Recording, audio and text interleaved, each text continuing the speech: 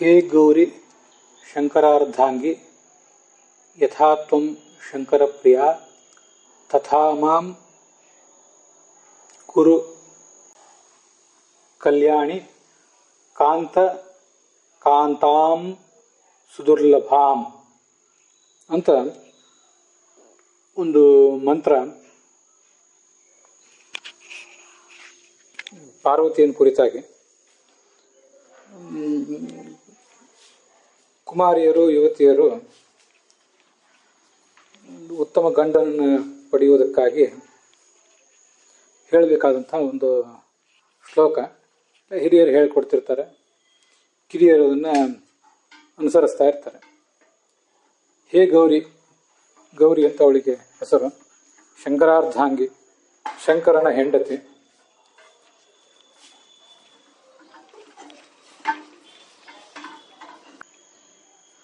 ಹೇಗೆ ನೀನು ಶಂಕರನಿಗೆ ಪ್ರಿಯಳು, ಹಾಗೆ ನನ್ನನ್ನು ಕೂಡ ತಥಾ ಮಾಂ ಕುರು ಕಲ್ಯಾಣಿ.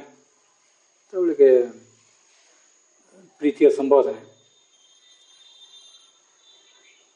ಕಾಂತ ಕಾಂತಾಂ, ಕಾಂತ ಅಂದರೆ ನನ್ನ ಗಂಡ, ಅವನಿಗೆ ಕಾಂತಾಂ ಪ್ರೀತಿ ಪಾತ್ರಳನ್ನಾಗಿ.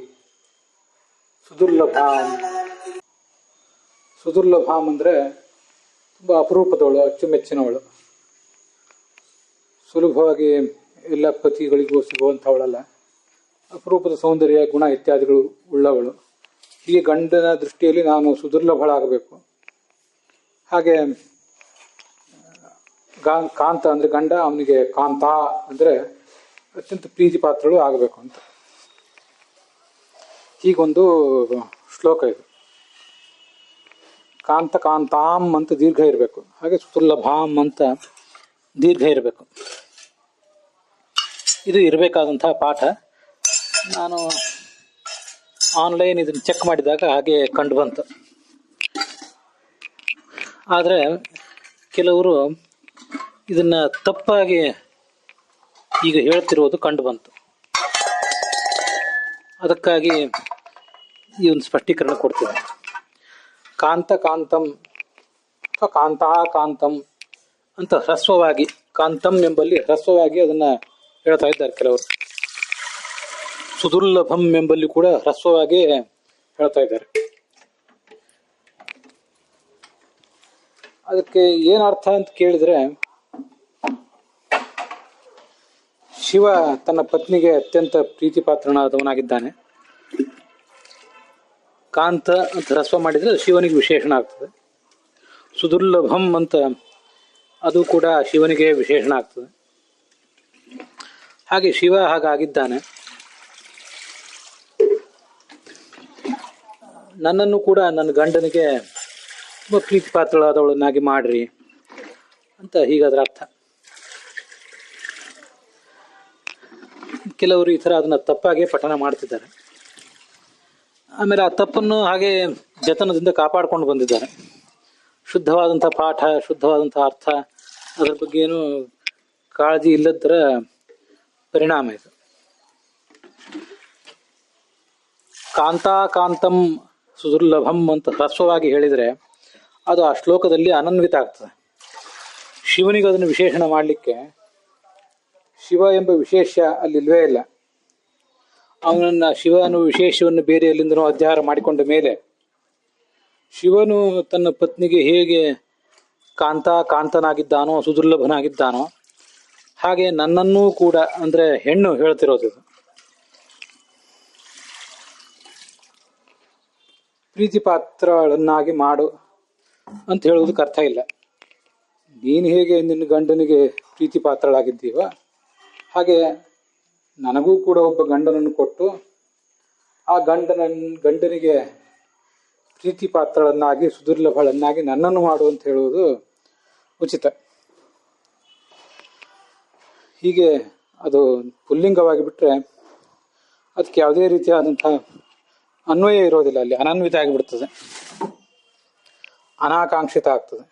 ಆಕಾಂಕ್ಷ, ಯೋಗ್ಯತಾ, ಸನ್ನಿಧಿ ಇವು ಅವಶ್ಯವಾಗಿ ಬೇಕು ಒಂದು ವಾಕ್ಯ ಅರ್ಥಪ್ರದ ಆಗಬೇಕಾದ್ರೆ.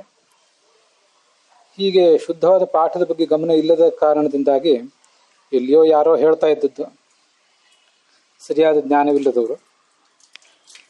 ಅದನ್ನು ಸರಿಯಾದ ಜ್ಞಾನ ಪಡ್ಕೊಂಡವರು ಕೂಡ ವಿದ್ವಾಂಸರ ಮನೆಗಳಲ್ಲಿ ಕೂಡ ಹೀಗೆ ತಪ್ಪಾಗಿ ಹೇಳ್ತಿರೋದು ಒಂದು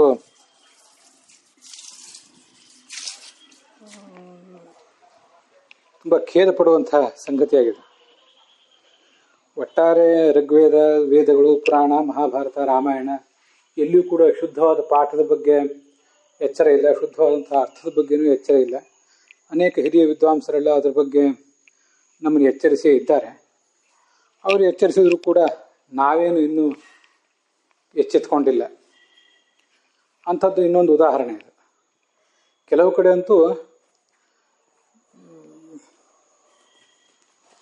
ಕಾಂತ ಕಾಂತೆ ಸುದುರ್ಲಭೆ ಅಂತ ಸಂಬೋಧನವಾಗಿದೆ. ಹಾಗೂ ಒಂದು ಪಾಠ ಇದೆ. ಹಾಗಿದ್ರೆ ತುಂಬ ಒಳ್ಳೆಯದೇ ಆಯಿತು.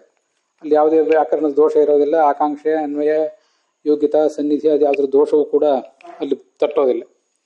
ಹೀಗೆ ಕಾಂತ ಕಾಂತೆ ಸುದುರ್ಲಭೆ ಅಥವಾ ಕಾಂತ ಕಾಂತಾಂ, ಗಮನಿಸಬೇಕು. ಕಾಂತ ಎಂಬಲ್ಲಿ ಹ್ರಸ್ವ ಇರಬೇಕು, ಕಾಂತಾಂ ಅಂತ ದೀರ್ಘ ಇರಬೇಕು, ಸುದುರ್ಲಭಾಂ ಅಂತನಲ್ಲಿ ಕೂಡ ದೀರ್ಘ ಇರಬೇಕು. ಹೀಗೆ ಅದನ್ನು ಹೇಳುವುದು ಒಳ್ಳೆಯದು. ಹೊರತು ಕಾಂತ ಎಂಬುದಾಗಿ ಹ್ರಸ್ವ, ಕಾಂತಂ ಎಂಬುದಾಗಿ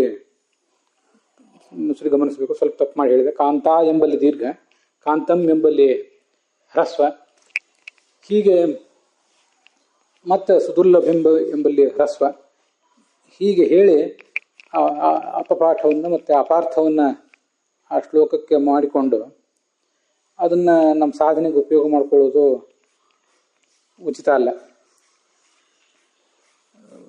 ಮತ್ತು ಇನ್ನೊಂದು ವಿಷಯ ಇದೆ, ಅದನ್ನು ಗಮನಿಸಬೇಕಾದ್ದು. ಯಾವುದೇ ಶ್ಲೋಕಗಳನ್ನು ನಾವು ಪಾರಾಯಣಕ್ಕೆ ಮತ್ತು ಪುರಶ್ಚರಣಕ್ಕೆ ಉಪಯೋಗ ಮಾಡುವಾಗ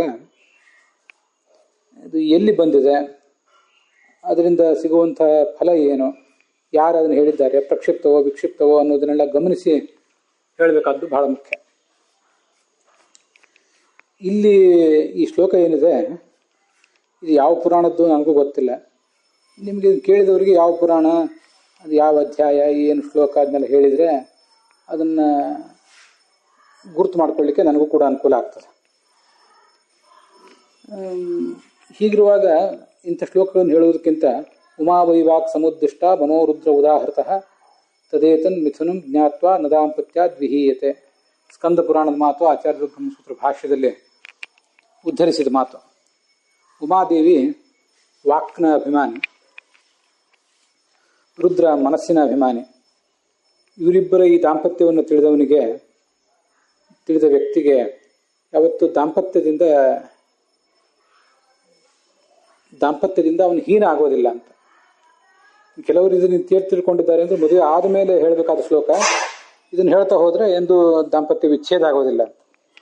ಅಷ್ಟೇ ಅಲ್ಲ, ದಾಂಪತ್ಯದಿಂದ ಹೀನ ಆಗೋದಿಲ್ಲ ಅಂತ ಅದರ ಅರ್ಥ. ಮದುವೆನೇ ಆಗದೇ ಇರುವ ಪರಿಸ್ಥಿತಿಗಳಿದ್ದಾಗ, ಗಂಡಿಗಾಗಲಿ ಹೆಣ್ಣಿಗಾಗಲಿ, ಆ ಸಂದರ್ಭದಲ್ಲೂ ಕೂಡ ಅದನ್ನು ಹೇಳ್ಬೋದು. ಮದುವೆ ಆದಮೇಲೂ ಕೂಡ ಸ್ಥಿರವಾದ ದಾಂಪತ್ಯ ಉಳಿಯುವುದಕ್ಕಾಗಿ ಶ್ಲೋಕವನ್ನು ಹೇಳ್ಬೋದು. ಪ್ರಜಾಕಾಮಸ್ತು ಗಿರೀಶಂ ದಾಂಪತ್ಯಾರ್ಥಂ ಉಮಾಂ ಸತೀಂ ಅಂತ ಭಾಗವತ ಹೇಳ್ತದೆ.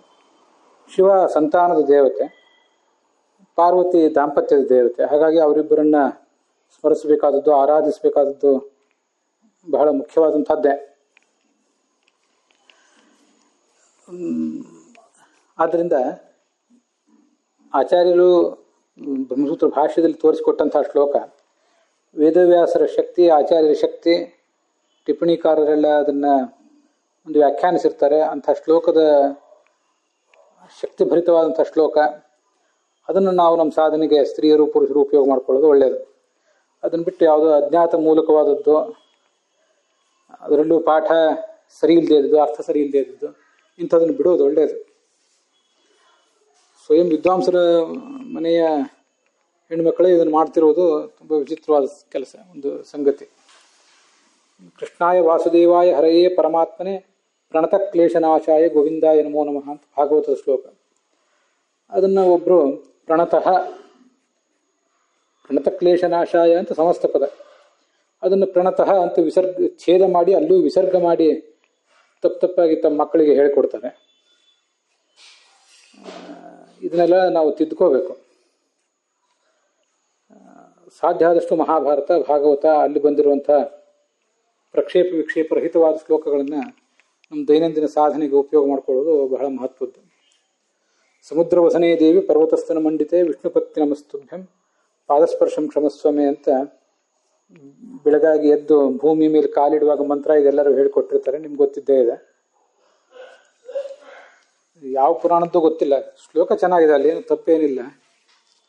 ಮಹಾಭಾರತದ ಶಾಂತಿ ಪರ್ವದಲ್ಲಿ ನಮೋಸ್ತು ಪ್ರಿಯದತ್ತಾಯೈ, ಪ್ರಿಯದತ್ತ ಅಂದರೆ ಭೂಮಿ, ದಾನ ಯಾರು ಕೊಡ್ತಾರೆ, ದಾನ ಯಾರು ಸ್ವೀಕಾರ ಮಾಡ್ತಾರೆ, ಇಬ್ಬರಿಗೂ ಅವಳು ಪ್ರೀತಿ ಪಾತ್ರಳು, ಅವಳಿಗೆ ನಮೋ ಅಸ್ತು, ನಮಸ್ಕಾರವಿರಲಿ ಅಂತ ಆ ಶ್ಲೋಕ ಹೇಳ್ತದೆ. ಶುದ್ಧವಾದ ಪಾಠ ಎಲ್ಲ ಮಹಾಭಾರತದ ಪಾಠಗಳಲ್ಲೂ ಇದ್ದೇ ಇದೆ. ಮತ್ತು ತುಂಬ ಸಂಕ್ಷಿಪ್ತವಾಗಿಯೂ ಇದೆ, ಮಕ್ಕಳಿಗೆ ನಾವು ಇದನ್ನು ಕಲಿಸ್ಲಿಕ್ಕೆ. ಸಮುದ್ರವಸನಿ ದೇವಿ ಬೇಡ ಅಂತ ಹೇಳೋದಿಲ್ಲ, ಅದಕ್ಕಿಂತ ಮಹಾಭಾರತದ ಶ್ಲೋಕಗಳಿಗೆ ಶಕ್ತಿ ಹೆಚ್ಚು. ಇಂಥವನ್ನು ನಾವು ಉಳಿಸಬೇಕು, ಎಲ್ಲರೂ ಮಾಡಬೇಕು. ವಿಶೇಷತಃ ವಿದ್ವಾಂಸರ ಪತ್ನಿಯರು ಮೊದಲಾದವರು ಇದ್ರ ಬಗ್ಗೆ ಒಂದು ಎಚ್ಚರ ವಹಿಸಬೇಕು. ಇಲ್ಲದೆ ಹೋದರೆ ತಪ್ಪು ಪಾಠಗಳು, ತಪ್ಪು ಅರ್ಥಗಳೇ ಮುಂದುವರಿತವೆ.